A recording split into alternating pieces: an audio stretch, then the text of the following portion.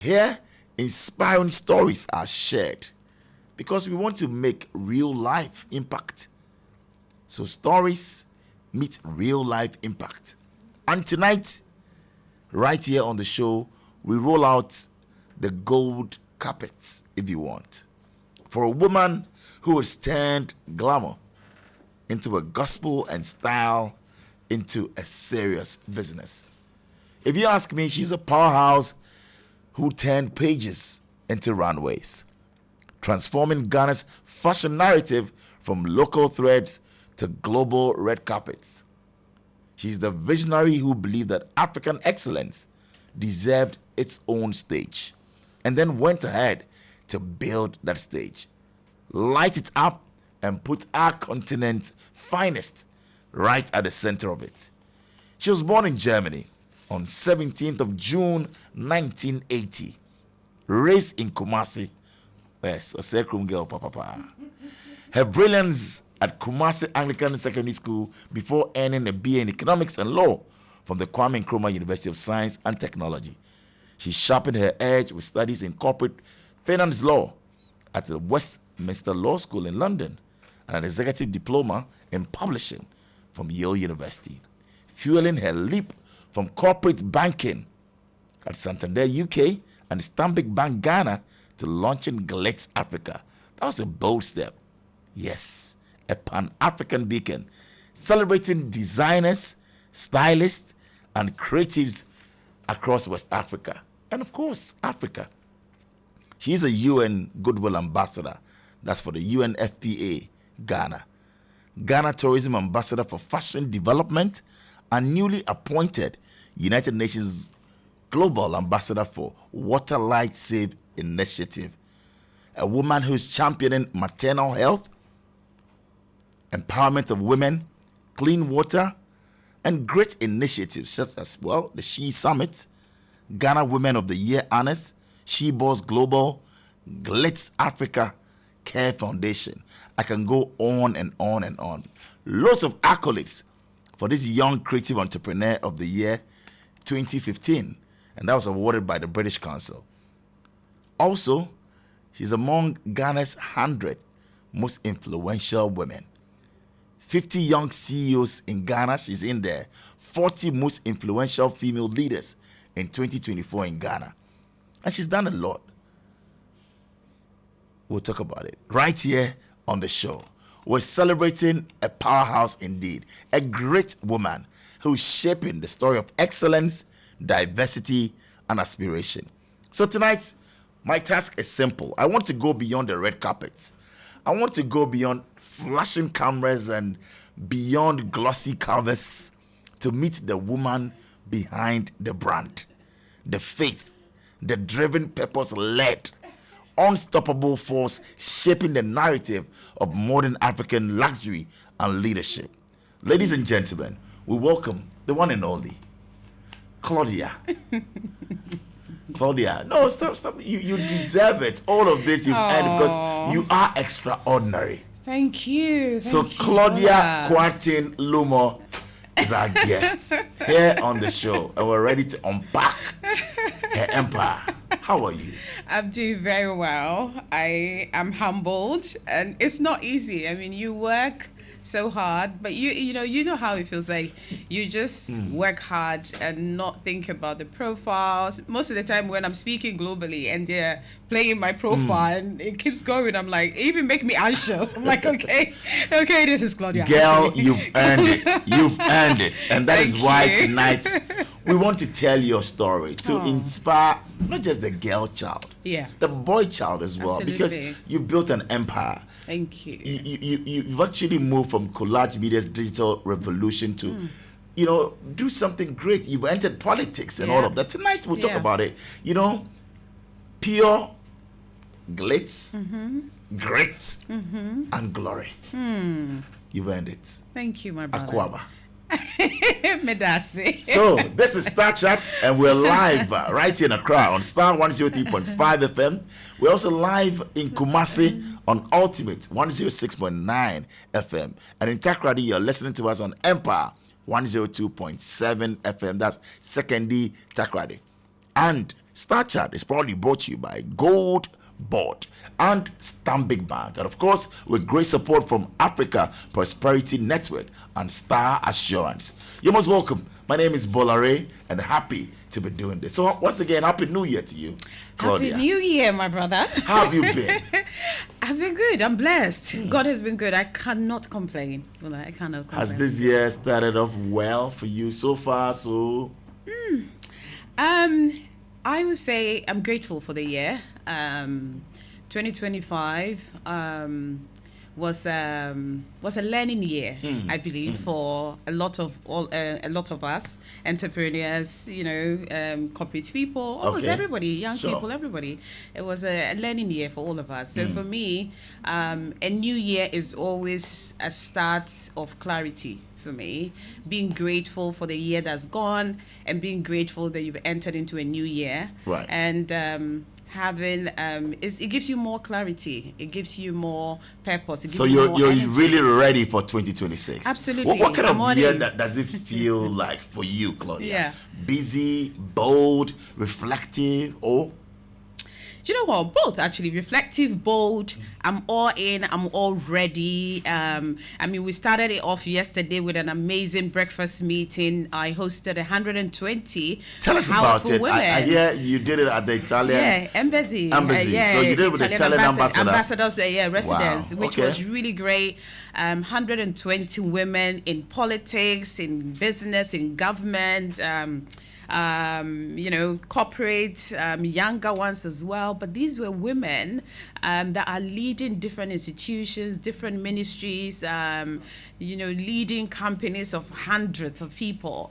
And to have all of them in the room, it's so humbling. And you know what, Bola, what was even interesting for me and so humbling for me? And I always stand at the back with my hands at the back. Observing. And just observing. And people are always like, because they put chair in front, they put a chair next to former chief of staff and current WC chief of staff, and they put my chair next to it, and you find me at the back. And everyone kept saying, Claudia, go and sit down. And but it's just, it's just taking it all in and also realizing that all these women come in and say, where's Claudia? Where's Claudia? Claudia, and everybody just mentioning them and appreciating what you're doing. How does that make you feel? I mean, getting into one room, one space, the high and mighty. Absolutely. I mean, the greatest of women you can think of, and you're just doing the select few and say, look, 100 of you in one room. How are you able to do that? I think it's humbling, but it also shows Bola 15 years of hard work. Correct. 15 years of working with integrity. 15 years of working with a heart of service. People see that. People can feel that energy. People feel the positive energy around you. Your calling is, how should I say, when you are being authentic about who you are and what you're doing, people feel it. Correct. The energy, people feel it. And somebody said it, and I was so humble. He said, "It's Claudia." A couple of people came up to me, these very powerful women, said, "Claudia, it's only you who can pull a room like this together." And I had chills all over, and a lot of them. And it was, Wednesday. We celebrate you, and it's a great message to the younger ones out there that look, trust the process. Absolutely. And we're celebrating you because you paid your dues. Thank you so much. So yesterday you gathered over 100 powerful women in one room. You're not ending there. You're taking She Boss Global to the United Arab Emirates. You're going to Doha. Yes, we are going to Doha. Tell us more. And it's this February. Yes. I'm actually getting 2 women from EIB Network to be on. Woo! I believe that it's an exciting project. I believe that the women, they work hard here at EIB Network. They're lucky to have a boss like you. And we need to get them to also read the room and be with Claudia and see and know how it feels like. So tell us, why is that the right place for this moment in the journey? So I love the Middle East, and I always say that the Middle East is a country, or Doha, for instance, is a country of ambition. These are people, you go every time you travel into the Middle East, place, And that's you will Qatar, see, right? yeah, Qatar. We're going to Qatar. Right. There's always a change. There's always, something that has moved differently. They're so ambitious as a Okay. city, and for me, as women starting our year, you are business women, we are women leaders. That is the energy I wanted us to have. And it's also a great city to relax, to unwind. So we're going as global leaders, global female leaders in different industries. We're going into get inspired by this ambitious city. Wow. And also to be inspired among ourselves, because we have women traveling in from the UK, from the US, from Nigeria, Ghana, and also the Qataris. These are very high valued women that we are connecting with them. And there's also a partnership with the Qatari Business Women Association. That is so huge. It's really great, and I'm really looking forward to this because sometimes women or even men, sometimes we get stuck. It's beginning of the year and we get stuck. It's not like we are not creative anymore. We're just stuck, and sometimes what you need is a change of environment. What sometimes you need is a change of room. So you're going out there to reset, to recalibrate, Yes. rejuvenate. Absolutely. And come back. Business retreat, yeah. Women from all over the world are Yes. going to converge. Yes. In Doha, Qatar. Yes. Amazing.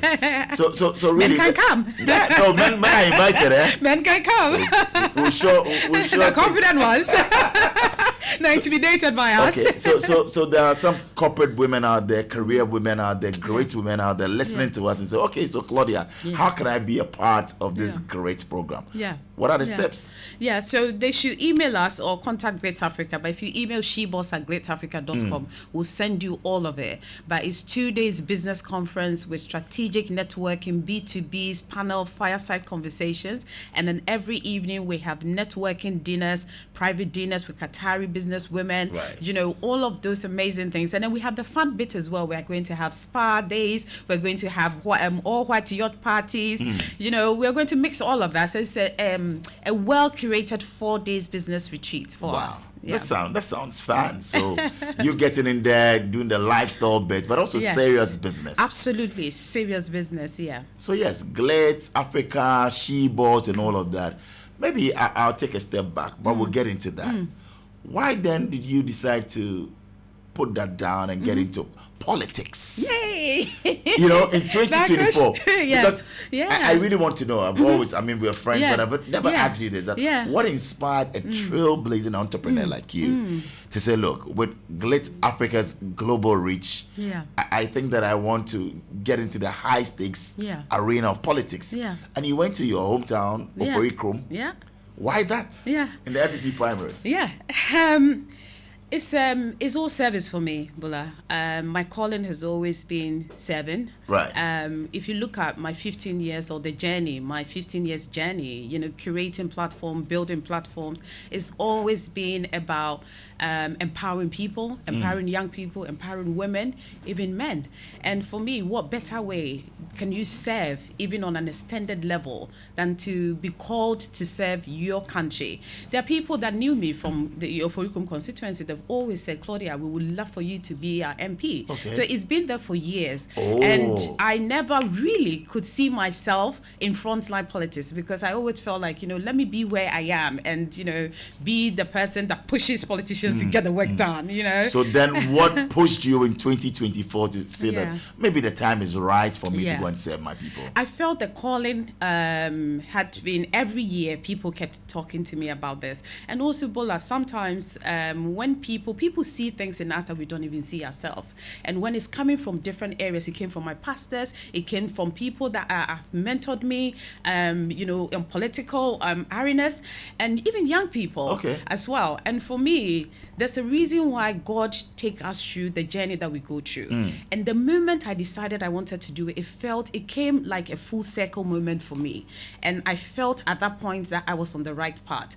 Because if God has taken me through all of this and I've built this much of maturity and strength and clarity and people, I can serve my country and represent not just women, but people, the great people of Oforikrom. Why wouldn't I want to go and do that and try it? And, so I think it was... And tried, you did. You were the sole female contender among 5 aspirants. Yes. So how did your business acumen, advocacy for women shape that vision to serve?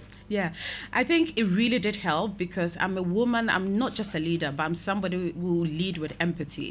And I think when I went in there, people saw it. Both the old, both the young, both the, the men, women. People saw that, the traditional leaders as well. Wow. And I think people, even when after the primaries, when I left, people told me that Claudia's like, you left with the light. Wow. Because I move and I just don't move. I move. I'm a woman of impact. I'm a woman driven by solution, but also I lead with a lot of empathy. I want to see things done. I listen to people. I am present when people are talking to me. I pay attention to people. So I'm not one of those people. And you will come to my concert, you see people I'm around seated. Sometimes I'll be sitting on the floor. I'll be sitting. People like, if you saw me in Oforikrom, you probably wouldn't even connect me to Accra, Claudia, that you knew. But I will go because Oforikrom had, Islamic communities and all of that. And I go into every home.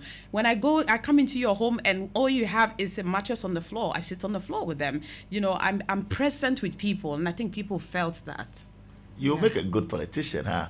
I mean, although you didn't win the primaries, yes. you secured second place with 351 votes. Yes, yeah. That was great. I mean, the winner, Michael Kwesi Edu, had, over 600 votes. But what maybe your hindsight, you want to, think through, why didn't you win that? Why did you clinch it? What happened? Was it financial? Was it you being a first timer? You didn't know. What was it? Have you done an introspection? And we did all of that. But I would say that, I wouldn't say it was first time because all of us that were going, it was really our first timers, because the MP didn't run again. But I will say that people sometimes, and I also don't want to put it to women, but I felt like sometimes things happen for a reason, Bola. Okay. And in hindsight, and sometimes I say when God is leading you, allow it. Be patient with your journey. That's right. Understand. And for me, the moment they read the result and I knew I didn't win, I just went back. People were crying. It was like somebody had died in Oforikrom. Wow. People, because the community loved me. But don't forget, there's 1,200 people in the community that only voted. But you had thousands of people in the community. So the people in Oforikrom loved the Claudia. But then, so when they realized that this had happened, people were crying and all of that. But for me, it gave me even much more clarity that, I came into this not to just, do it and leave. Right. It's a journey, and I understood that it was an assignment. I'm on a journey. I'm on an assignment. I don't think it's got anything to do with finance because we all invested into it. If you want to serve, it comes with a cost. Yeah. So we all, invested. So it was a costly campaign. I had a Attorney General of Ghana here last week, and he mentioned, sometimes you're spending over 3 million to 4 million cedis. Did you spend anything, or maybe in excess of that? Oh. It's expensive. It is expensive, but what I would say is everything comes with a cost, Bola. Right. So it's how much you want it. And for me, the purpose and the why I was doing it was bigger than the cost involved in it. Okay. So you spent over 3 million, just like any first timer, or maybe something. More than that. Like 5 million Ghana cedis, right? Ghana cedi you're talking about? Oh no, more than that. Oh wow. So $1 million, you can get to that. Oh, please! But also don't forget that I think the Attorney General was standing in a constituency in the north, right? Yes. Down south is totally different. So the numbers, and the numbers, of course, yeah. But it's not. It's not $1 million you spent. Oh God. So, but also, That's expensive. Bola. One thing is. It's the type of campaign you want to run, you see. So, and as I said to you, I'm a humanitarian. I work with people. And when you are on the ground working with people, you see the needs of people. Yeah, but Claudia, spending over $1 million, how are you going to recoup that money now you didn't win, or even if you had won? How are you going to? Then people also feel that there's a correlation. You spend that money, get into office, then you want to find ways of getting it back. Is that what it is? Or for you want to help? So it's like charity. No, it's how should I say it? Bola, we go to school, we pay school fees, and we educate ourselves, right? Yes. For me, it was a learning, it was a journey for me, it was a learning for me. So I haven't lost anything. I didn't lose anything. You know, I may not be in Parliament, but it doesn't mean I lost anything. There was learning in for me. I made great impact in Oforikrom. It gave me so much fulfillment being there. That still, there are things that I did in the constituency. I opened the first biggest AstroTurf for them. You did. And till date, they're still playing, a lot of games are going on in Kumasi. That happens in Oforikrom. It's opened up the constituency. A lot of businesses around there. The women will continuously, mention my name. I still go to the constituency and they're like, if it wasn't Claudia that brought this year commercial impact in the community, the young people in the community. So there's so much that was done there. It gives you so much joy. Absolutely. And I'm still there. I go to, my constituency is also work here in USTS. So I'm still there. I support, I speak there. So there's so much. It gives you so much joy. Will you run again in 2028, or you feel that, well, you've learned the ropes, well, you've learned lessons, let me be in my business? When it comes to service, Bola, there's no deadline. Okay. It's a journey. You will go again. So I'm very open to the idea. If my people call me to come back again, I will go and serve. Yes. Wow. I want to serve Ghana. So. Right. Well, why do you think women remain, underrepresented in Ghanaian politics? Despite their leadership capacity, I meet women, wonderful women every day. Yeah. Yes, I'm on a journey and I get to meet brilliant women. Absolutely. Fantastic. But you seem to be underrepresented. What accounts for it? Why do you think it is so? You know what? You don't support your own, because there are a lot of women around as well. But I'll tell you what, it's one of the reasons why I went into this as well, because I felt like we were less represented. And if you've built enough network and maturity and you can do that, then you should try it. And I would encourage a lot of women to do it. But it's also because there's structures that are set may not be structures that are encouraging for women. People see it's a male-dominated area, and that can be intimidating for a couple of women. So even me, like people say, hey, we're near Dio, we're also a politics, So the moment somebody, speak to you that way, if you are not matured, in mentally, you will be threatened by that. You will be intimidated by that. Was there ever a time that you felt like, well, I'm done, I'm giving up, I don't want to do this? Did it get to a point? I had moments that I cried a lot in my room. You did? Oh God, yes. And there are moments that you feel like, because there's so much you want to do. But then again, it's not just the structures in place, investing, you're investing time as well. I'm a mother, I've got 3 children. I'm flying every early morning. I'm in Kumasi for days. I was telling somebody that for 3 years, weekends in Kumasi, I wasn't part of it. All my weekends I was in Kumasi. So I said that weekends in Accra was a luxury for me. With my children became luxury because I didn't have that time. Right. So also sometimes, that's the reason why you don't see a lot of women doing it, because sometimes it takes you away a lot from home. It takes a lot of sacrifice. Oh, yes, it takes a lot of sacrifice, and our structures are built in such a way that I'm not saying that men cannot, are not home with their children, but they can get up and leave maybe easier than a mother, leaving, especially when you have younger children, when your kids are a bit older. So you tend to see maybe women who are a bit older or not, they're yet to have children and things like that doing it. But once you have children and they're young and in school, and you don't have a good structure at home as well, it can affect you. But the investment is also a big part, because interesting insights that you've provided. And talking about structures, I want to stay on that and ask you, so what structural barriers discourage women from entering political leadership? Because you've mentioned it, what are the structures? Why is it that they are not getting there? You talked about maybe starting a family. You talked about some financial difficulties. What are some of the issues?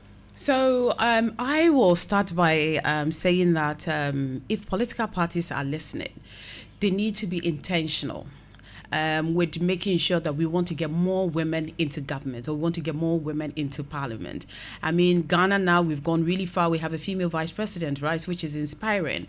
But if we are, there are seats, I mean, there are certain countries that when you go to, when a woman wants to stand for member of parliament, they make it in such a way that they don't even have men to compete with them. There are certain areas they do it like that because they are intentional about it to make sure that a certain percentage of women get into parliament or get to serve. So I believe that, if parties really, because at the moment, 276 seats in Parliament, how many of them are women? It's only 42 or 43, if I'm not mistaken. So it's not even, what's the percentage of that? So it's really saying that we need to be intentional. We need to be intentional structures in place to make sure that we don't see politics as a game for men, and it's something that, and even if you are a woman, it's like you need to be not soft. You have to be seen as part of the man to be in the corridors. Right. No, I want to be soft. I still want to be the Claudia with so much strength, right. but I still want to wear my skirts, and I still want to wear my makeup and my hair, and I still want to close deals, and I still want to stand on the floor of Parliament and argue and and debate. So it's just some of these things that I feel we need to be intentional about as I love that. So women. let's be intentional, let's be deliberate, let's open it up and let's encourage women. Absolutely. We have role models around, but would you personally encourage more women leaders to transition into politics? And if so, why?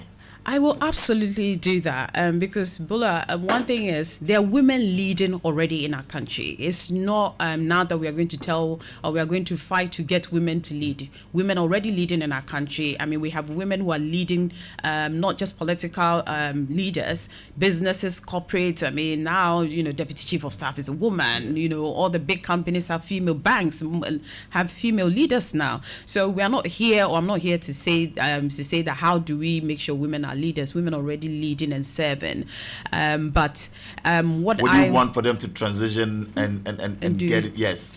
Absolutely. I Maybe believe so. As corporate execs, let them go in there to political leadership. Yeah, because also one thing that I realize is sometimes there is a fear of attack on your brand. Yes. It's especially when it comes to women, because we feel like men can stand it, but when you're a woman in politics, people will insult you a lot. You open up yourself, you don't have a private life anymore. People are trying to figure out about your family and insulting you. So women want to stay back and stay away from all of that. But what I would say is, Bola, that's one of the things I wanted to be an example for, because I believe that you can be a woman in politics and still be graceful about it and still be respected in the space. And there's so many of our women that have served and still serve with so much integrity and still were respected and had grace attached with their leadership. So it's very possible. And we want to see more women who are gracefully serving in political positions. I love that, and I want to see a campaign so that we bring great women who've served this country, are still serving. Absolutely. And they're doing that graciously. Absolutely. And we can point a finger and say, look at this person. That's Absolutely. a role model for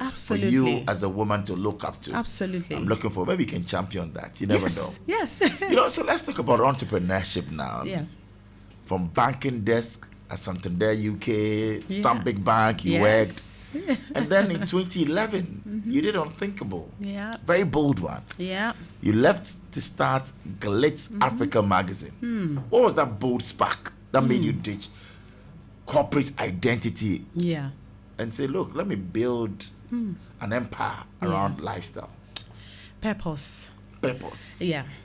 I always wanted to see or tell a different story when it comes to Africa. I was one of those people, I am still one of these people that when we're outside Africa, we want to boldly represent the continent, and especially Ghana. And when I moved to Ghana 15 years ago, I felt like a lot of our stories were not being documented, especially when it comes to print. They were not being documented in a tasteful way, or they were not being documented with dignity. And I felt like I can bring a change to it and tell stories, but impactful stories that over the years people can still be proud of, but also tell it in a very tasteful way that people will be proud that's coming out of Africa, it's coming out of Ghana. So that's what inspired this. And I wasn't an editor or anything like that. I was in banking. I had to school myself a lot to be able to see that it's possible. And people told me that, nobody will buy magazines. Oh, they told you that? A lot of people. Walk us through some of the challenges and what the naysayers, had to tell you. How did you navigate that? Like I said, you had corporate security. You're working in a bank. Now you come into something like a startup. You have to get people to do that. You're not a publisher, a writer, anything. But you said, I want to build a lifestyle magazine to change the narrative. You know, you said something now that you had security, but security with no fulfillment is also a risk, right? So for me, I felt like, number one, as much as I wanted to live a life of fulfillment, and that's what I felt my journey was directing me towards, I also felt like, even though people were saying that Africans or Ghanaians don't read, I will. That's my personality. The moment you give me something, I always come back with you with something. I'm very naughty and stubborn. So if you tell me that people don't read magazines, I'm like, well, Ghanaians don't read magazines. I said, well, everywhere around the world, white people also don't read magazines. What do you think happens? And people say, and I think one of my biggest challenge, Bola, was getting businesses to advertise in print, because they were used to traditional way of advertising, which is radio, which is great. You get all the money. People love radio advertising. People love TV advertising. But when it comes to print and also a glossy Starr magazine, it was a different thing. So to be able to sell that, and when you are starting something too, people want to be part of something that is successful. You are now starting. How do they even know that you're going to come back again? So what I did for myself was to make sure that we're coming up, we're consistent. So we said we're quarterly magazine. Whether I had one advert or two adverts, I'll go to print. And I built that consistently. And people saw that Glitz was coming out. Every quarter we're coming out. And it was even getting better. The stories were getting greater. The stories were much more impactful. It was, and then people started also advertising. What were some of the challenges? Now you look back 15 years and you're like, wow. Did I really start this? I know. Somebody said it. But I think a key challenge, aside, starting a business, the finance of starting a business, because I'd just moved back. I'm a young woman, starting a family. I did all of this with 3 pregnancies, So the finance was a big part, because it wasn't also something I could sell to a bank or I could sell to an investor to invest in it. So I had to use my own savings from my work living abroad to start this. And it was a big one, but I was hopeful. And I knew that if I'm consistent, there's a market for it. People were ready for something that is good, for something that is impactful and tasteful. And that's what I wanted to concentrate on. You remember how many copies you sold, your first edition? We started with 2,000 copies when I launched. We sold all, It was at the launch. People bought boxes at the launch. And I had John Dumelo on my first cover. Oh, you had John. How did you get John? My darling John Dumelo. How did you get John Dumelo? I mean, top actor. Yes. Convincing him to just do Absolutely. That. I don't know if John will remember this, but I called him and I said, my name is Claudia. I'm from the UK. I'm doing a publication. I wanted. He fell for it. I think he liked my voice on the phone. So he said, I'm in East Legon if you want to meet up. And then I met up with him. I was a little bit nervous, but he was such a gentleman. He was so sweet. Plus, I'm older than him, so I bullied him a little bit. Sweet John. But we knew each other from tech. His older sisters were my mate in university. So it made the conversation easier. And John is just so really a pleasant gentleman. And he was like, so it's going to be the first one. I said, yes. And I'm starting with you, meaning that I really believe in you. That's right. So it was, I sold it to him as, let's do this together. You're an upcoming, young man, fresh, and we are also coming out. So this was in 2011 or 2012? Yes. Yeah, 2010 actually. 2010. Yes. Yes. We launched it at Golden Tulip. They had a small conference room. The room was packed. People were outside. It was really amazing. It was really great. And ain't no stopping. No. Not at all. Not at all. So that is why we're celebrating you, because it's a story of resilience. Yes, thank you. Of grit. Thank because you. Many see it as a male-dominated media and business space. Absolutely. So for you to not just survive it, but thrive, I think that is worthy, of celebration. Thank you so much. But what have you had to unlearn to survive and thrive? I think to understand that when you work hard, And when you work when you're very clear with what your intentions are, when you're very clear with what your purpose are, and you stick to it and you work hard at it, things do happen. Okay. Patience, because a lot of us young people, we don't have patience. We start something day one and we want to see success straight away. But it took me a while because somehow, I mean, you know, I'm a bit impatient with things because when I want things and I want them to be done now. But then in all of this, I did realize that patience is a key thing, that I need to be patient with my journey. And I took it an issue by issue. Right. Just making sure that I'm improving every issue. My stories are getting better, and brands were accepting me, and brands were believing in what we're doing. But the good thing is, on the side of the magazine, you know, the brand extension that came with the magazine, starting the Glitz Africa Fashion Week, starting the Ghana Women of the Year honors, right, starting the Ghana Female CEO Summit, all of these things really solidified. So how many brands do you have under the Glitz or Collage Media? We have How many brands? we actually have five. Yeah. Let's name them. So we have the or even more. We have the Glitz Style Awards. Okay. Glitz Africa Fashion Week. Okay. Ghana Female CEO Summit. Ghana Women of the Year honors. Wow. She Boss. Wow. She Summit. Oh. You can go on and on and on. Girl, you've got money. I don't sleep. You don't sleep. I like women who work hard. Yeah, I don't sleep. Yeah. And that is why, for me, I'm so happy doing this because you see, many people see fashion and lifestyle as soft power, but you're intentional about it. How intentional were you about using Glitz as a cultural and economic tool? Because now you're a UN ambassador, you're doing stuff for, you know, a lot of people and representing brands. Yeah. How are you able to build this? Yeah. I think one thing that was, I saw the power in building platforms, and not just building platform, but building platforms that people respect, building platform that create impact. So for me, it's not just about doing what I'm doing, but end of the day, what are we trying to achieve out of this? And I was very intentional about the platforms I was building. The people I bring into a room, for me, was so important to me. And in doing that consistently, gave me that, how should I say, I use power in quotes, you know, and respect in the industry, that it started attracting different things to what I do. And it wasn't just brands being attracted to me. I mean, for the UN to, my appointment came directly from HQ, from their head office in New York, that they contacted the Ghana office and said, you know, we've done our due diligence. We want you to go through and reach Claudia Lumor for us.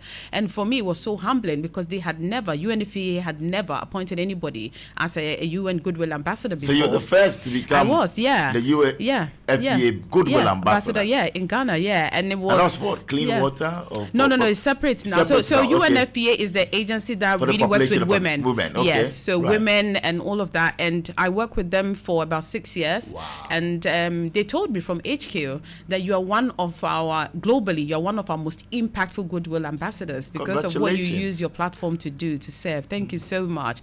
So from that, now I'm working with the UN agency that's for water, life, safe, which their focus and their purpose is about clean water. Right. So now that's where my direction and my service and my voice or my advocacy is around here. Fantastic. We're proud of you. Thank you. But what mistake do you see many creative entrepreneurs make? I mean, you can scan the room, scan the ecosystem. Yeah. Because now you see many trying to monetize their brands. It's fine, but what mistake do you see many of them do? Yeah. I believe what a lot of them, the mistake they are making it, they are chasing more the stage, chasing the visibility. You know, oh, Bola, can you interview me? Oh, Bola, can you put me on your stage? Oh, can you do this? Instead of buying the time and waiting for their time. Absolutely. And putting in the work. It's not just the time, because you can wait 10 years if you don't come with the work. Bola will still pick somebody else over you. True. So it's just them chasing the visibility. Everybody wants to be the biggest, everybody. And even to the extent that now the content they're putting on social media is so bad because they're in a rush to be famous. And they think that maybe bad news is what sell, or maybe me exposing myself more is what is going to sell. When you see ladies do that, or maybe men are even doing it now, or some men, how does that make you feel? Do you know what? I think for me, anybody that knows me, I'm a straight shooter, and also I'm very classy, and I don't think that showing is. I mean, it's up to you and what you represent. But if you think that 15 years down the line, if your children or whoever end up wanting to marry you or wanting to, be with you, will be proud of that. I want my children 20 years to Google mommy and be so proud of what their mother represented. So I'm very intentional with my life. I'm very intentional with what I do. It doesn't mean that I will not. They call it showing skin. Well, and chasing clouds. You can show skin and still be classy about it. Okay. You get what I mean? It's the what you're showing, and also. Do you sometimes hip them? They may want to be pepper on the side. So for many out there, you tell them that is not it. It's not for the likes, the clicks, and all of that. No, it's not. But Bola, they forget that because I represent a lot of brands, right? And sometimes people are like, "Oh, Claudia, why don't you introduce me to this brand?" But they are forgetting that brands, when they want to work with you, where do they go first? They go to social media. Correct. So if I am, let's say, okay, banks are even more corporate, but even if I am, I sell even makeup or whatever I sell, and I want to get an influencer, I'm going on their page to see the kind of things you attract. You post, so what I would say is you need to be intentional. Know what do you want to attract. If what the business you want to attract is the people who want to see you dress up that way, then of course be like that. You understand? Because the way somebody, and I know I'm going to be killed for this, but I'll say it anyway. No, let's say it. But I'm saying that the way somebody will cast somebody for a music video is not the same way that somebody will cast somebody to represent a bank, would it? So it's a matter of what type of influencer you want to be, what type of celebrity you want to be. And sometimes people are like, "Oh God, how did you get to be called the UN? How did the UN call you?" You thought that if UN went to my page and saw Claudia Lumor all lifting my legs and all over the place and whatever, you think the UN will call me to impact young people? No. So it's all what you want to represent. That is a great lesson, and I know that many are also, picking up some nuggets of wisdom. It's important, and thanks so much for the lessons and for walking us through. I call it tutorials. I remember 3 years ago, there's a lady who wanted to work with us here at EIB. She called, sent messages, but one day I said, well, it was a normal call. I said, okay, let me just check her WhatsApp, and just check her status. And the quote that was there with the F word and all of that. Oh my God. So I was like, and this is the person who wants to be a prime anchor. Absolutely. OAP for you and all of that. Yeah. Then I said, okay, let me just check TikTok. And you go there and we're saying that yes, you can be yourself, but if you want to represent, like you said, if you know you want to work with this institution, work with a bank, do this. There are things or barriers or boundaries. There are things when nobody's there and you're an adult, you can do it. But to the general public, what kind of message? So for me, I watched the quotes and I looked at the person again and I'm like, wow. Boldly, and there are people you meet, even the inscription on their t-shirt or polo tops and kind of words, and they stand by it. You are like, absolutely, yeah. So it is important, and I'm happy that you are organizing summits, you are organizing seminars to educate these young boys, because some of them, they don't know. Yeah, absolutely, and it's sad because you have spent. Look at the media empire you've curated. It's hard work. I remember when I moved into Ghana, you were at Joy FM, Drive Time, and all of that. And you built this with an amazing team and investors. The team, wonderful team. So you don't want one person, because one person on your station as a presenter can mess out your years of reputation. Right. So as every business, when somebody is bringing you to join their team, they look out for all of these things. So people just need to be mindful of that. to the extent that even somebody want to buy something from you, and I tell people in the creative space a lot, not the people in my space, the makeup people, the people who make clothes, for instance. I say that you need to be even mindful about you, the designer, because if you're making clothes and you are, your personality is all over or doing, I wouldn't want you to make something for me. So it affects your business as well. There's one musician who's doing very well here in Ghana, but I think 2 years ago he came to me and said, I'm not getting this ambassadorial thing. People are not signing me. Yeah. And I had to be blunt to tell him. Sometimes, his utterances. So he's a great musician and all of that. Yeah. But also his demeanor when he's with you and some of the words and they're unprintable. So a lot of brands will also run away. Oh, yes, of course. But you might not know it. You might feel that, that gets me the numbers. But it might be cool for you in a certain way. But if you also want to get into that corporate, space and be respected, then certain things should be cut off. Absolutely. And we need to say that. Well, so for young creatives who are listening to us and watching us, and they say, I want to be the next Claudia Lumor. What do you tell them first? I would say be your authentic self. People might think that being authentic is boring, but it's really what will take you far. Being consistent with who you are, because when you're faking it, people can tell. Today you are Ikuya, tomorrow you are Bena, or China you are Fia. Today you look like a mini Minag, which I can't say you. And China you Beyonce Kakra, and China Fidi Chechi, Usaya corporate Kakra. Be yourself. Let people know who you are. There's no confusion about what Claudia Lumor is. I am what I am. I represent what I represent. So don't make sure that you're authentic about what you are, what you do, what you represent. Don't try to mimic anybody. Claudia has been done. So why do you want to be another Claudia? Be yourself. You can be inspired by somebody's journey. You can, I get inspired by people too. You can be inspired by that. But I don't want to be another person. I want to be me, but a finer and a better version of me every day. Isn't that sweet? Yeah. How do you measure success today? Is it revenue? Is it relevance or impact? Fulfillment and impact. Fulfillment and impact. Absolutely, because I know rich people who are committing suicide. So I don't know. I know a rich person who called and said, "Mas, I'm into me now." And it's like 2 a.m. I said, "Why do you wake me up around this time?" Be living in glass house. And he's rich. You feel that, okay, but he has issues. He's thinking of. So it's good to have the money, the wealth, but sometimes there are some lacking problems and other things that, you can have it, but still deal with those things. But you are saying that it's not just about money. No, I think that everybody has a problem, right? And success at every stage is different. Somebody might have $50,000 and that's great success for them. Somebody might be billionaire, but they don't even still see themselves as successful because of where they want to get to. So I think success is very unique to a person. But then for me, what will make life livable and beautiful to wake up every day, to me, is fulfillment. Knowing that your journey is a journey of fulfillment. And touching lives. Impact. Absolutely. If you want to be a radio presenter, if you want to be the next Bola Ray or the next engineer in this room, put yourself every day you're working towards that. And that's you being successful in your journey. And fulfilled. To get there. And fulfilled. I love that. I love that.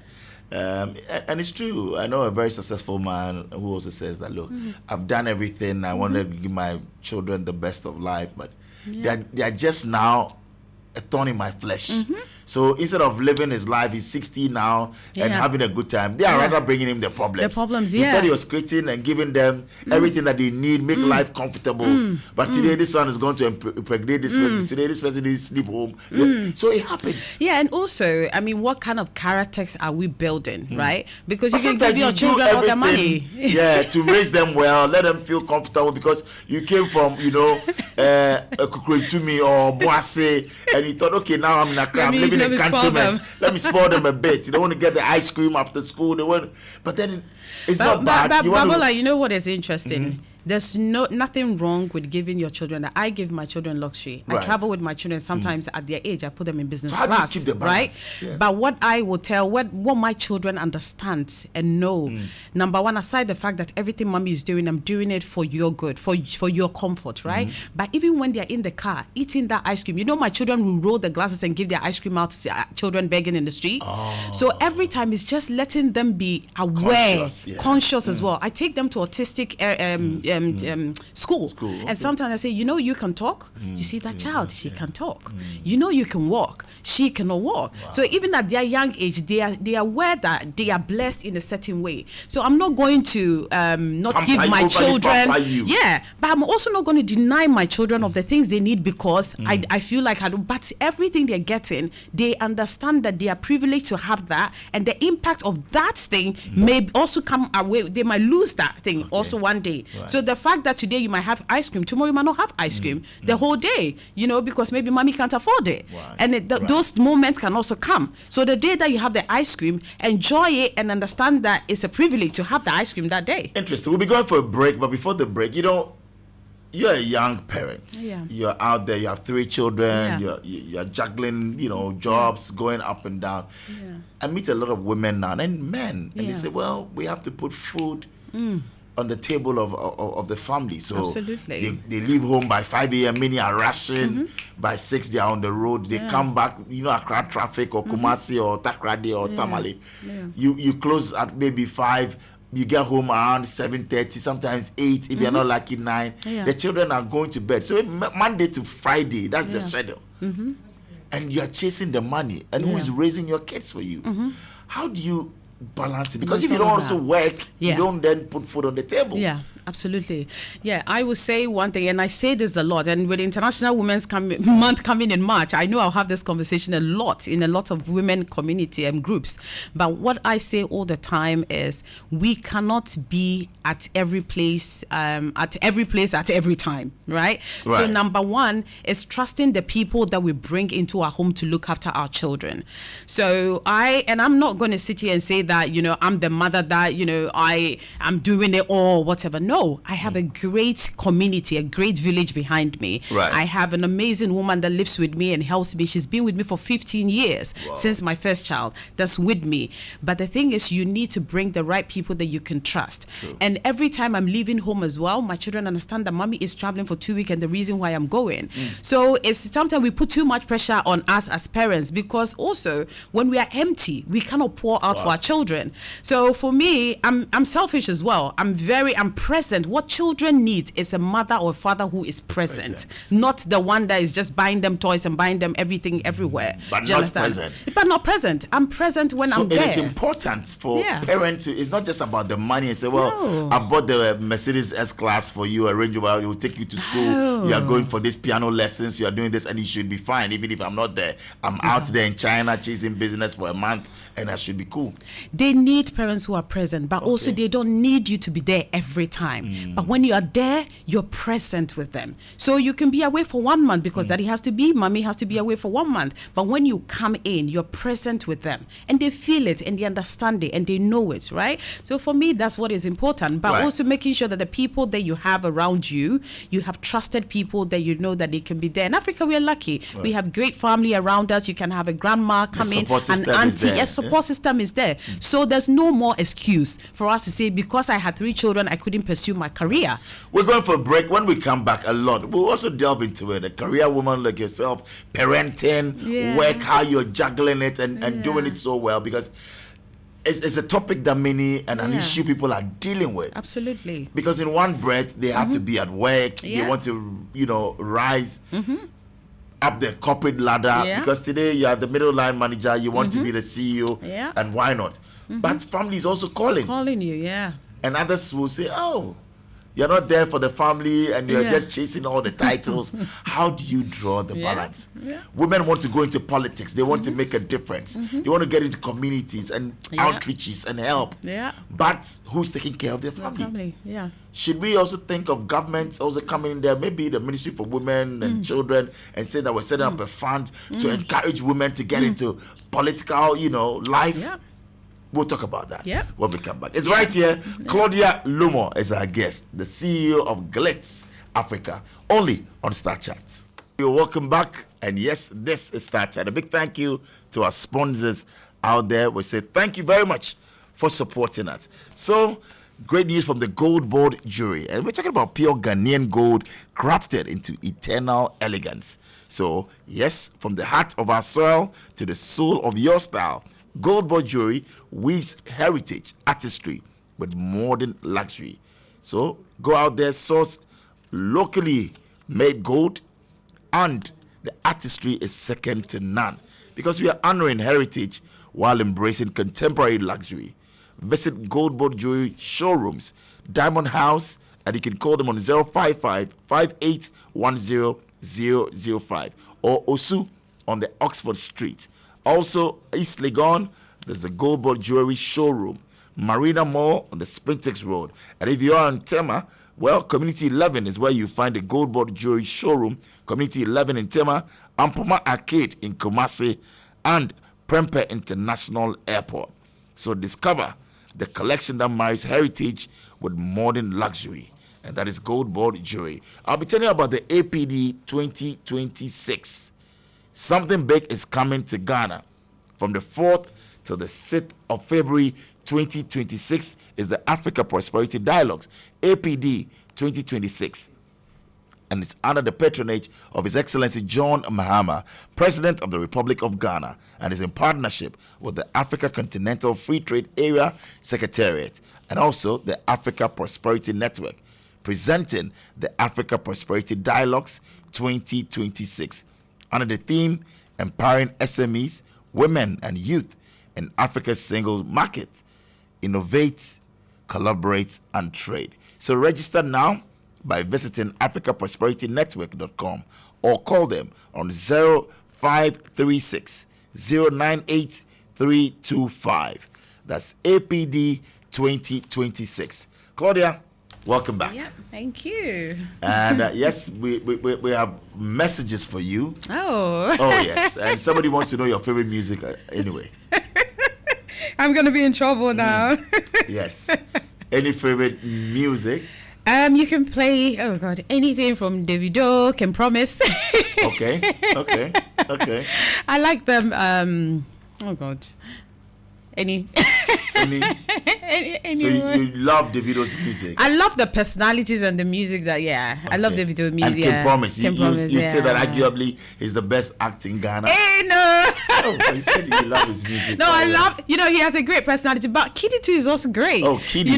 Kiddy is also really great. So these two are your favorite from Ghana? Yeah. Can Promise and Kiddy. It's a K and K affair, huh? All right then. I'm sure I'm going to be in trouble. So tell us, when the cameras are off and the titles are stripped away, who is Claudia Lumor? Oh, a woman that is always learning, a woman that is always evolving, a woman that has full of empathy and a heart of service. Okay. Summarizes it all. Yeah. So you're a woman who is still on that journey. Yes. What are you still becoming? A better version of Claudia. A better version of Claudia. Every day. Every day. Yeah. Wow. And as we do that, this journey of 15 years, you've been crowned among Ghana's 40 most influential female leaders, Thank you. 100 most impactful Africans. Thank you. We can talk about the British Council Young Creative Entrepreneur. What accolade means the most and why? Accolades, to be honest with you, in all humility, really means nothing to me. For me, it's the things that really leads to impact that is important to me.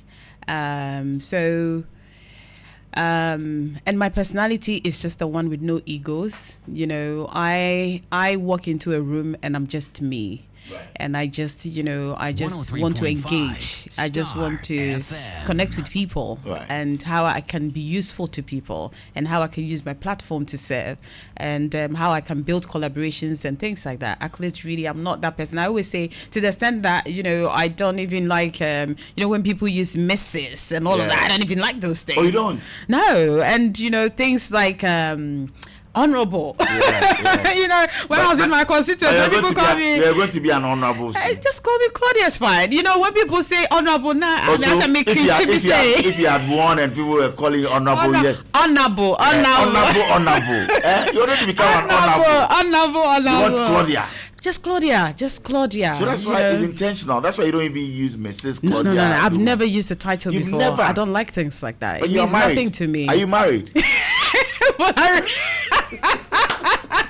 Oh. No, I'm divorced. Oh, you're divorced. Yes, I am. Oh, but you still keep your husband's name. You should be paying him some dollars. It makes your name sexy. It makes it easier when you're traveling with your children. You shelved the Kwarteng and you're still keeping the Lumor. When you were going to politics, you were using the Kwarteng because you were in the Ashanti region. I saw your posters was Claudia Kwarteng. Yeah, because I was still married. Kwarteng Lumor. Kwarteng Lumor. Oh, so it didn't work out, right? What did it work out? The marriage didn't work out. I know I was going to give you a... Don't worry. But you guys are still cool. It's a journey, right? It's a journey. Life is a journey. The most important thing for me is to making sure that your family, there's happiness and peace in your family, and your children are loved, and your children are growing up with love from both parents. Fantastic. And and that's the most important thing. And that's how we want it. So you guys are still good friends. Absolutely. You co-parent. We made 3 beautiful children. So yes. Looking forward to remarrying. Really, that I can't tell. I live in the house of God. No problem. Then are intimidated by me. Oh, men are intimidated by you. Please don't quote me. Ghanaian men, this is a call to action. Claudia says, you guys I'm married, so, if I was, okay. So, it means that you go out and the men are afraid to come and talk to you. They're not afraid. Wow. They're not afraid. You know me. But they're intimidated. I'm very... I have a very likable personality, so people, I'm easy for people to talk to me and all of that. But I guess, are you searching? Me? Yeah, are you searching? No, you're not. I'm not at all. No, you're not. No, where my head is at the moment, it's Charlie's not. Business. Man, sorry to bust your bubble, but that's it. So let's talk about growing up. I mean, Germany, Ghana, UK. You've lived though. When did you first realize that you didn't have to fit in to belong? At what age? I don't even think that I've ever even felt like I had to fit in or anything like that, because I'm somebody that I don't pay attention to. It's not like I don't care about what people say, but I'm not somebody that really allow what people say or what people are doing to influence me. I love that. So, I can be in the room and you could be the person with the most expensive whatever. It will mean nothing to me, So, and I admire people. I admire, I'm not intimidated by power. I'm not intimidated by success. I'm not intimidated by your beauty or your handsomeness. So I'm just somebody, and I don't know how God did that with me, but it's just I've just been that person, So. I don't even know how to answer. I've never felt like I have to fit in into any place. I love that. So what keeps you grounded when accolades and expectations go louder? Some people, you meet them and the ego, the air around them, they have airs, they feel that okay. But you, and truthfully, I'll say, I don't see that with you. Yeah. What keeps you grounded, Claudia?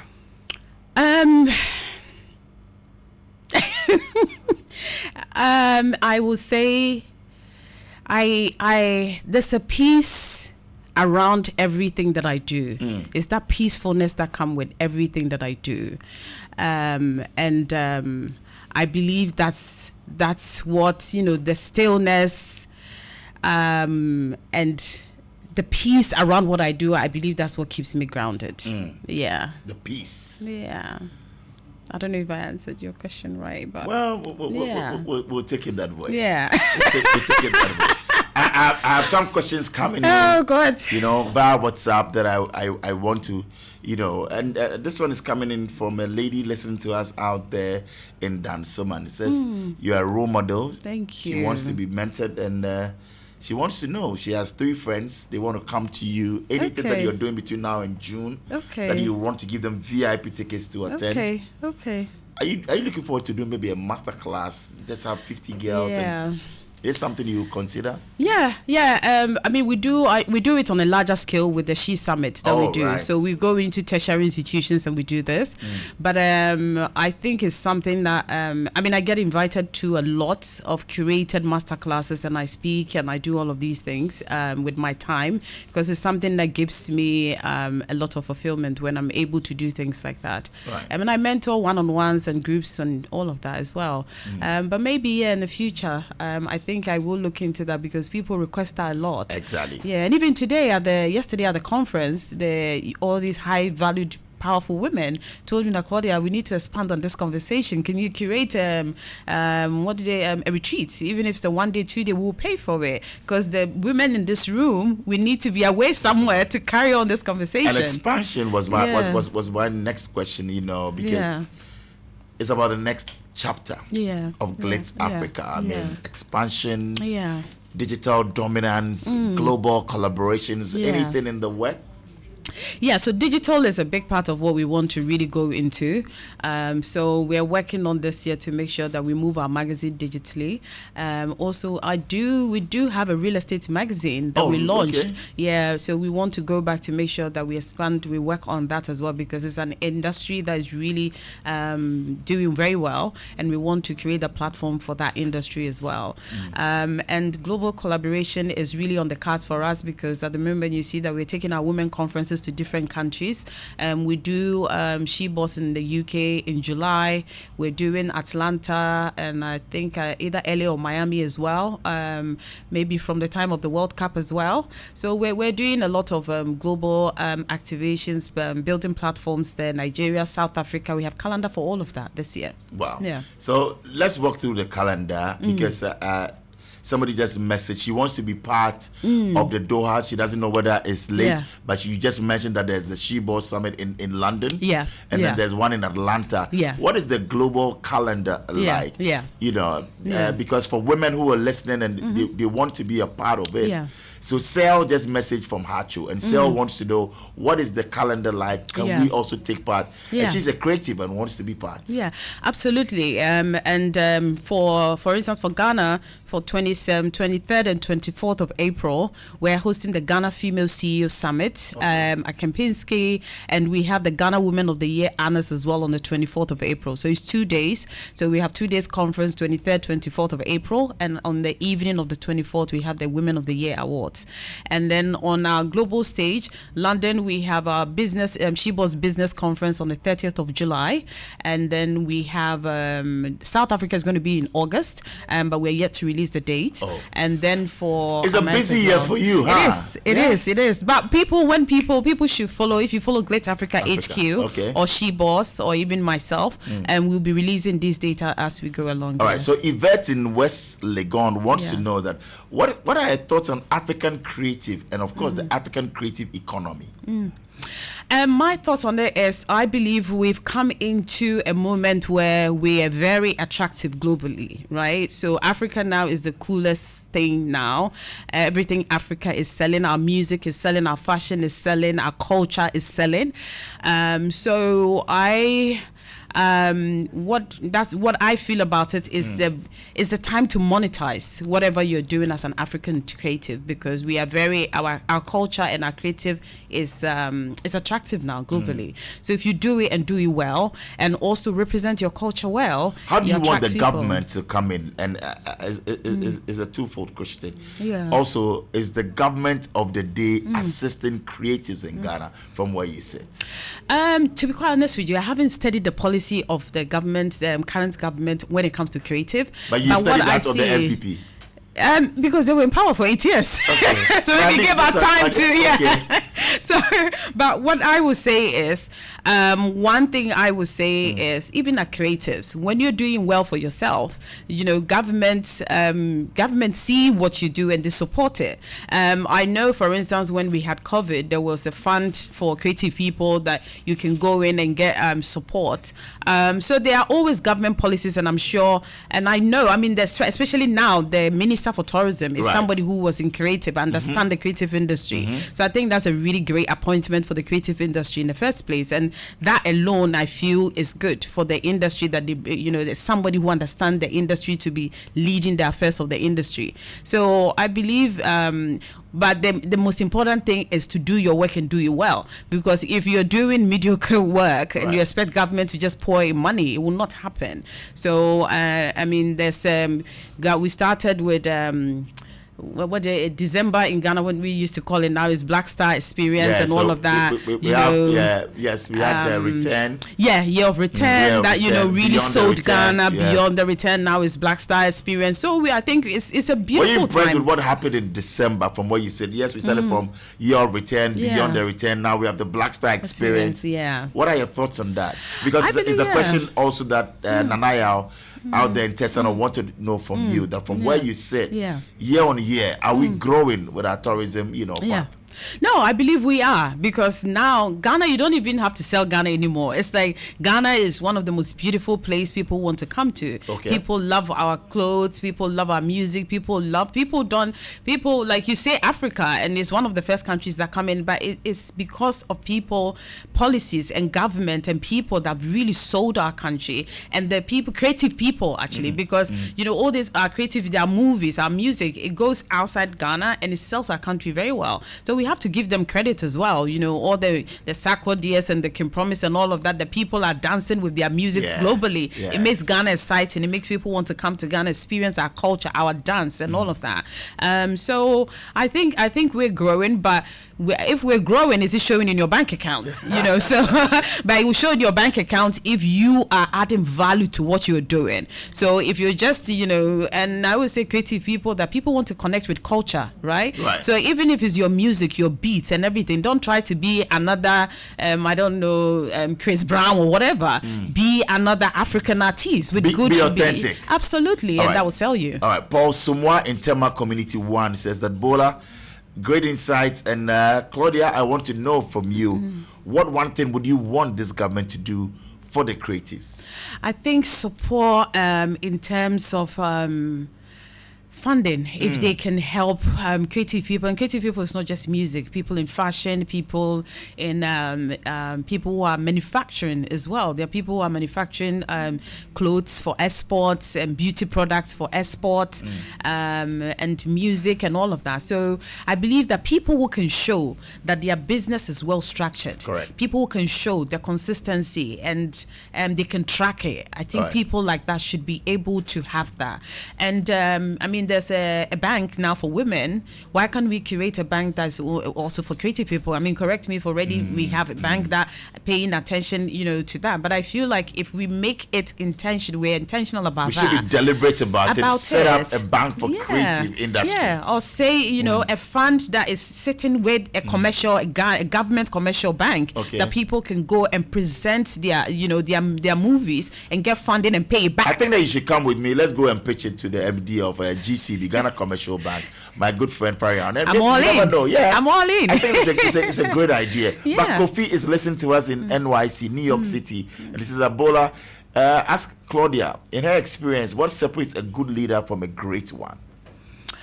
I think a great leader is somebody who leads. I would say lead with empathy, because that's the kind of person I am. Because anybody can be a leader, but a leader that your leadership can be felt. Your leadership can be, and when I say felt, like people can feel the impact of your leadership and what you stand for. There's no confusion around what you stand for. That's when I see this great leader. And also for me, if you can't tell me that you're a great leader and the people around you doesn't represent the type of leader you are. So if you're a great leader, show me the people that you're working with, and their success or who they are is a representation of your type of leadership as well. And talking about great leaders, you're old enough. You came through during the Fourth Republic from the UK, so you've experienced the leadership of Jerry John Rawlings, John Ejikam Kofor, John Evans Atamils, John Mahama, Nana Akufo-Addo, and now John Mahama. In the Fourth Republic, who would you say is the greatest leader for you? Oh, wow. You know what? And this is not, to sound anything or whatever, but each one of them, the moment he started mentioning their name, Yes. what kept coming to my mind was how lucky we are as Ghana. You know, all these people, they all came with something that is so special and unique to them. Okay. You know, I mean, for me, President Kufuor, I still call him daddy. Right. You know, he's the real daddy. You know, you go to him, you can sit down with him and he welcomes everybody. And I've experienced him personally a lot of time. Okay. So maybe I might be biased with that. So you think but- out of the lot is President Kufuor, he stands tall for you? No, all of them stand tall. But my Diplomatic and no, because all of them they all came with, you know, or You've they experienced all. President John Mahama? You've met I've him? never met him in Oh, you've person never before. met- I've okay. never met him, but from afar, Right. I really like him. I think he has a warm personality from Right. afar. Okay. You know, I mean, this is a president that's in Saint Shatawale. You know, I think it's so cool. Why in the, you know, the trainers of freedom? Yes, That's yeah. so funky. I think it's so cool. Yeah. Don't forget, Kufuor too was Yeah. the guy. Yeah. You know, he's the he's the man. He's the man that walks into a room with presence. I think you know, Ghana is we've been blessed. just blessed. You look at it, you mention it, yeah. We have leaders, because also that's one thing as well, Bola. When you're outside Ghana, that's when you realize You how people value respect our leaders. leaders. You know, our president, every leader that's Each been to leader, their own. everybody, you know, people mention, oh, you're from Ghana, oh, we're Kufuor, Yeah. oh, you're from Ghana, Mahama, oh, Yeah. you know, people respect our leaders. So I think we do something good. So 2028, we're going to get somebody like that. We must have. We cannot disappoint Ghanaians. What names are coming to mind? Yeah. Well, Mahama is not coming again, Yeah, so yeah. you know, 2028. but it's you know, for me, I'm looking Right. forward to that politically. That it's That's a right. fresh year. Yes. It's a fresh, you know, all the political parties probably are going to present, you know, Yeah. you know, their own candidates Correct, and all of that, correct. and I just feel like. You know, for me, I mean, they say NDC has done well for 4 years, but I feel like they've done 8 years. Oh, MPP really? has also done 8 years, yeah. because Mahama did 4 years Yeah. and now done another 4 Yeah. years, right? So that's 8 years Yeah, done. 8 8 years. So Obia now- 8 years. 8 years is here, but fresh. Obia MPP NDC and third Wow. force, fourth force, fifth force. Obia fresh. Interesting. So, if what kind of music do you love to listen to? What's on your playlist these days? Yeah. Yeah. You know what? It might be boring for people, but DJ, before I record, you know, 60% of the music I listen to actually is gospel. Oh, you listen to gospel Me music? behind you, man, gospel music. So who's your Nathaniel favorite gospel musician? Bassi. Okay. And then I like Joe Metal as well, Oh, Joe and Metal. Moses Blaze, you know. So I listen to a lot, like 60% of my music, you know, Oh, that yeah, I play yeah, most of the prefer to time. feel like that. Well, I love God, but I'm not somebody who's in church every Sunday. But I love gospel music. You know, it gives me your peace. favorite It gives me Bible that quotation stillness. will be what? Bola me pacho bebre. Claudia Lumor, your favorite Bible quotation. Wouldn't you say me pe wa asempa? Your favorite Bible quotation, Claudia Lumor. 60% of what you listen to your playlist Osi is gospel music. gospel Your favorite song. quotation, Claudia Hey, Lumor. Rade. Yes. And let me fasting. Your favorite Shatawale song. And let me fasting. Me Your na me na- favorite Shatawale song. I don't have a Shatawale song. Stoneboy song. I don't know. I love Stoneboy, but I don't even know the title of his music. But I love his music. Kim Promise, your favorite Kim Promise song. So the thing is, I know the song, so but I don't know the title. So I should tell you. And like, you don't know your favorite Bible quotation. oh, I You know, do. I do. Just Bell, if you say ABS, you see the yes, you Okay, come you Bible. just recite it. Don't tell us the text, you or the quotation, or don't quote it. Which one? Please. No chat GPT, no Google, nothing. It should live with you, Claudia. You are going to read Oforikrom. Now, Bompire Mobia. For Bible verse, and because the way I can also, yeah, mama, blank. That be blank. Your favorite Bible quotation, Claudia Lumor. The Lord is our helper. So Bible. It's that time for a mystery question. Where's that bull? Claudia, you go chop lashes. So you don't know even for I. John 3:16. I God so love the world. Tell me, God, So you know the plans that I have for Jeremiah 29:11. I think You that can we go. Genesis 1:1. And the point to me, car. This is one, And and then I was like, are we still out here? yeah. So it's not time for a mystery question, Claudia. What is there? Oh, I can pick anything? Yes. 60% of what you listen is gospel. Hey, who are your top 3 female personalities in Ghana? That's right. You look up to. That's Ooh, right. wow. Top 3. That should be easy for you, huh? Oh, well, it's easy, but also hard because I work with in the women's space and I meet and engage with so many amazing, great women. But I would say Auntie Joyce Ayi is my all-time favorite. Wow. You know, the woman has such a soul. You know, Auntie Joyce is the woman I want to be when I'm 10. She's turning 80 this year. Oh, she's turning 80. Yes. Madam and Joyce she's so Ayi. beautiful, outwardly, inwardly, Yes, and she welcomes yes. everybody, and True. she's still so beautiful. And that's she loves one. cartoons. That's one. A woman that I have a lot of respect for, also because she was the first female chief of staff, and Auntie Frima. Okay. I have a lot of respect for Frima? her. Opari, yes, I have a lot of respect for the woman, Right. For what she stands for. She's very tough and what she represents. Third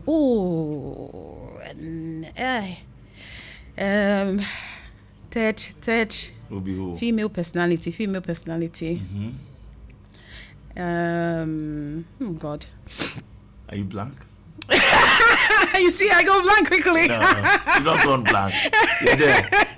I'm there. Yeah, I'm almost there. Yeah.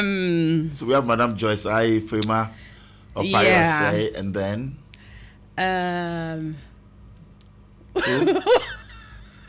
Who? And then who? Oh God. Lady Rosa. Lady Rosa, yeah, Archbishop Duncan Williams' wife. Okay. Yes, right. I love what she represents. Okay. You know, she a woman that has corporate power, but also love God as well. Right. The last question in there from the board will be.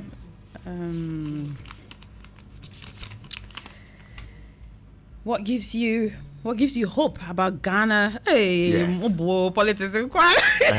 What gives you hope about Ghana's political future? Right.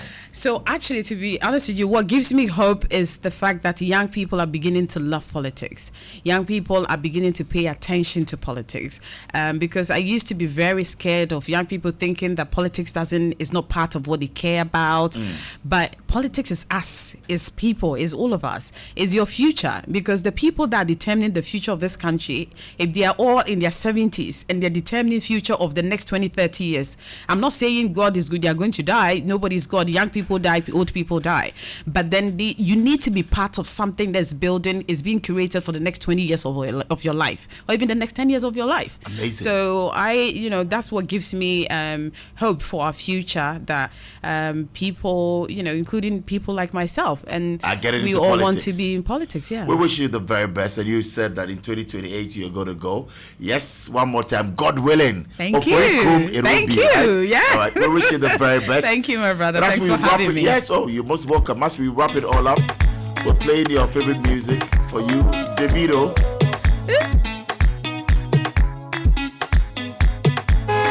Are you a good dancer? Oh, you try? Okay. No Claudia, thank you very much. You're taking over 100 women to Doha. Yes. In February. Yes. We wish you the very best. Thank we say you. keep on keeping on. Thank you, my brother. We love what you're doing and keep it together. Thank you so God much. bless you. God bless you too. Thank you.